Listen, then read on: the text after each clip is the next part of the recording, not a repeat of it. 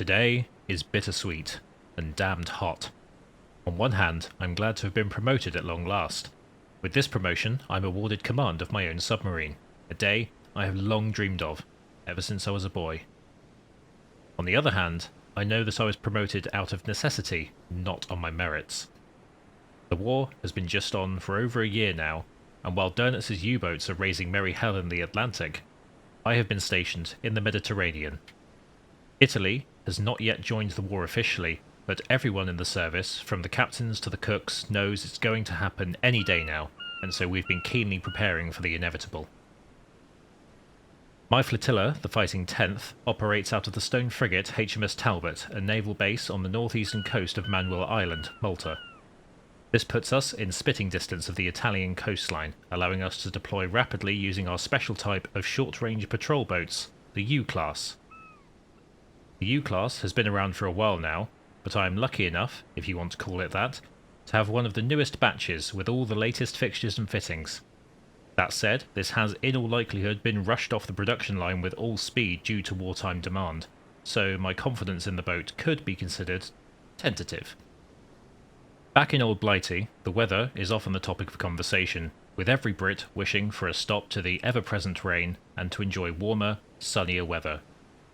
Here in Malta, I am living amongst their wishes come true, and let me tell you, this place is like an oven.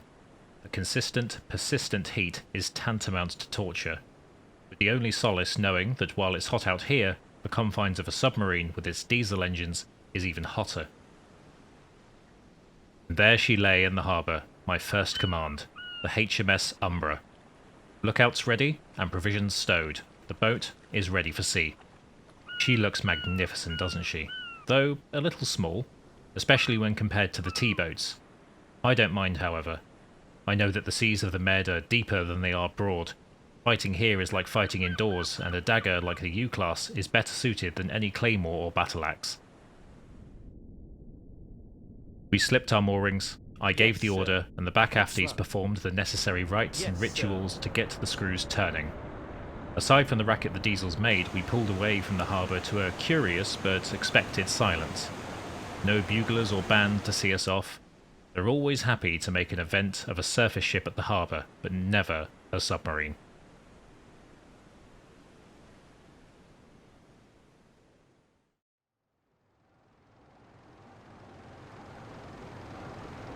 Hello there, I'm Notorious ALB, proprietor of Amidships, and welcome to a career playthrough of Silent Hunter 4, Wolves of the Pacific.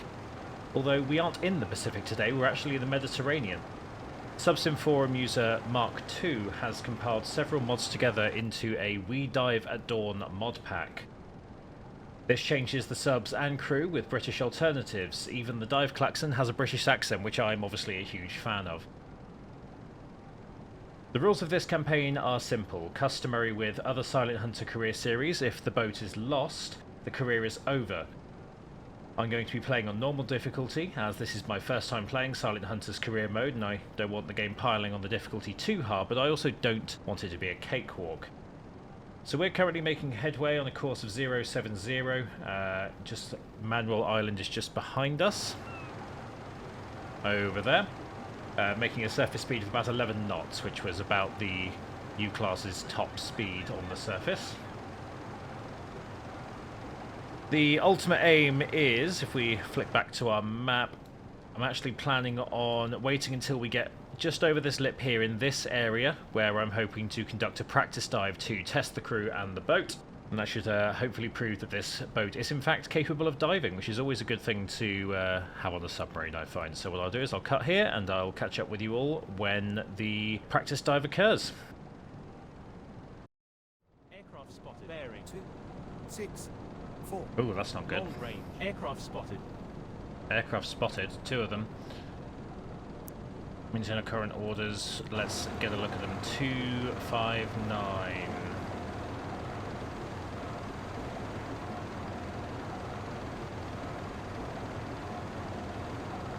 Well, they're Italian. Bearing 259.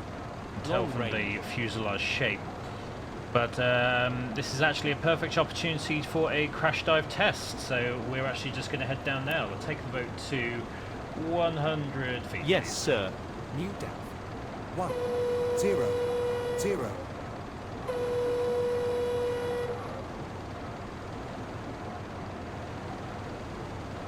I'm not hanging around on the surface to find out if they will or won't attack. Let's get below.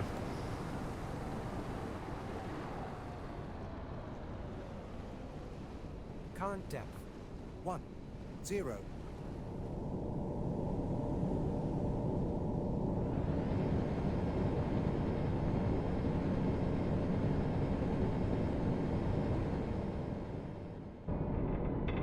Okay, so that could have been close.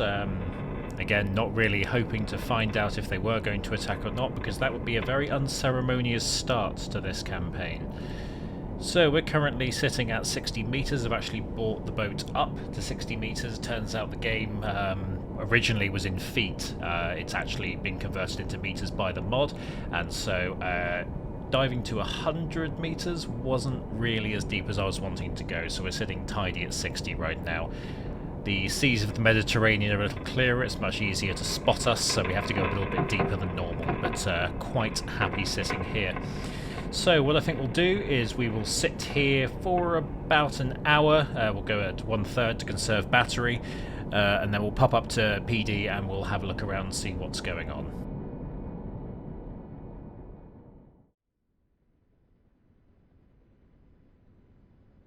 HMS Umbra is a U-class submarine of the Royal Navy. The first group of 3 U-class boats were ordered in 1936 with the intention of using them as unarmed targets for anti-submarine vessels. For one reason or another, likely signs of an impending war, a request was made to outfit HMS Undine, Unity and Ursula with armaments. Laid down in February 1937, they were modified during their construction to accommodate 6 bow torpedo tubes so that they could undertake short patrol missions. 4 of these tubes were internal and 2 were external, leading to a bulbous bow shape.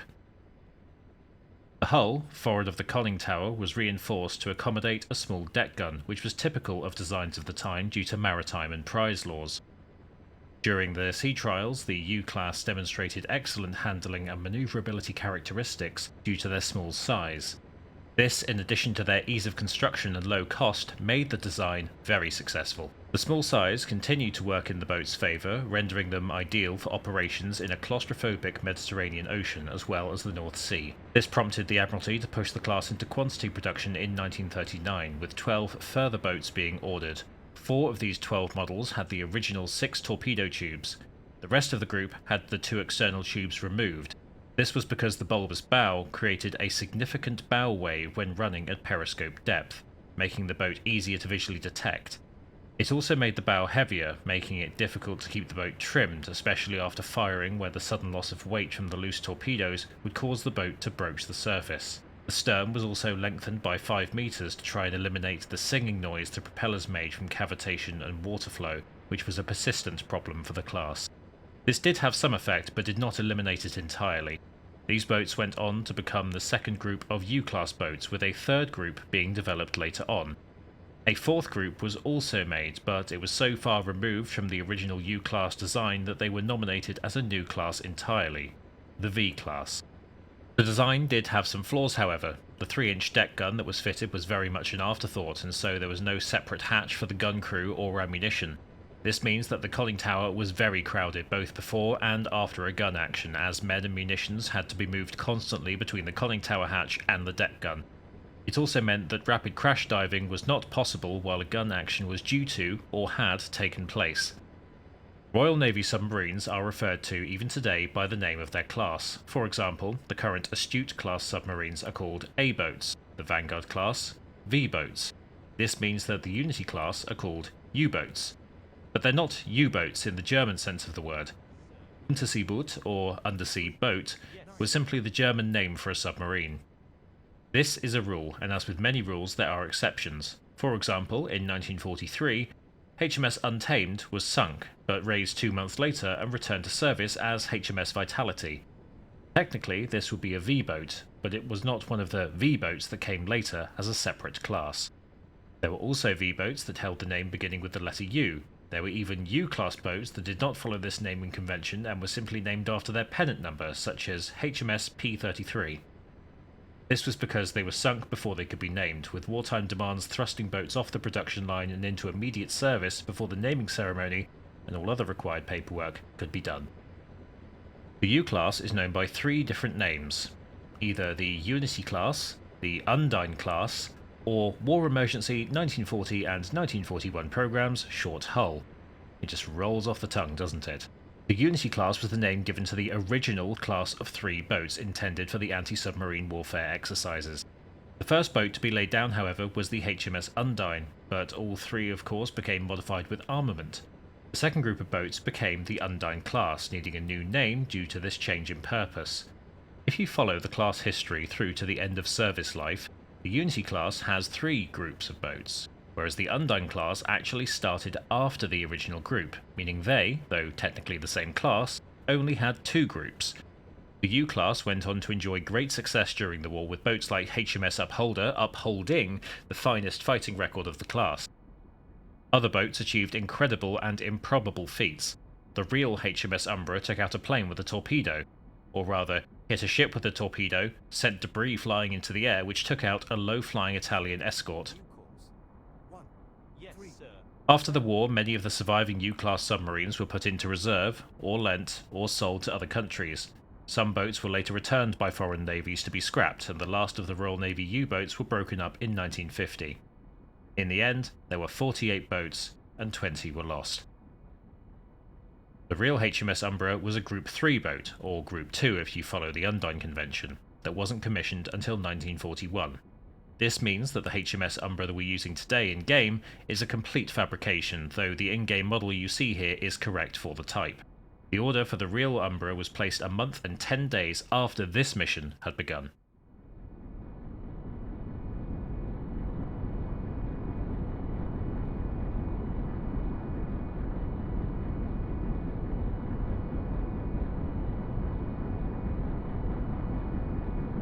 Okay, so we've come up to periscope depth. About an hour after we dived, let's head over to the scopes. Which one of these is our observation scope? Here we go.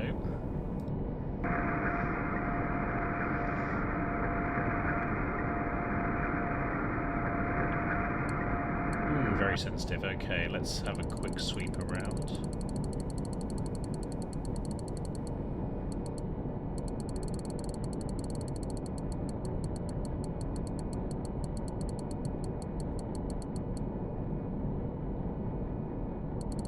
Doesn't look like we've got anyone around, so we might be okay to surface.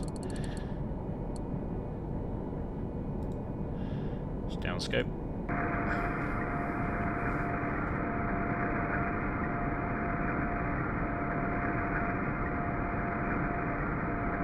Okay. So it's looking all clear. Diving officer, surface the boat. Yes, sir. Surface the boat. Yes, sir.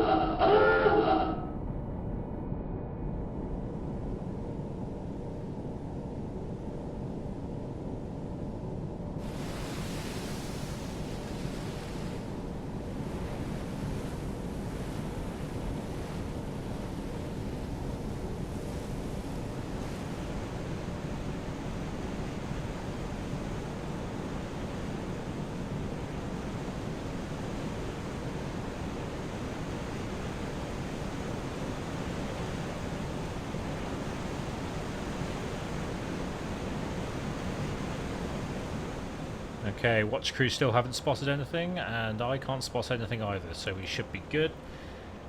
Let's crank Yes, back up sir. to Ahead full. Let's get ourselves steaming along Yes, sir. at 11 knots.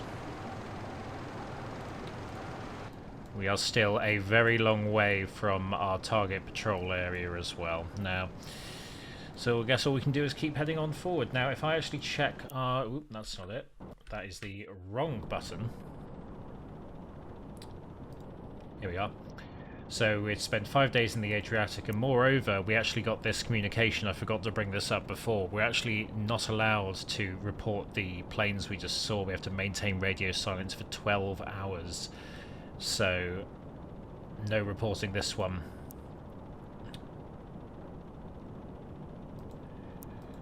To HQ.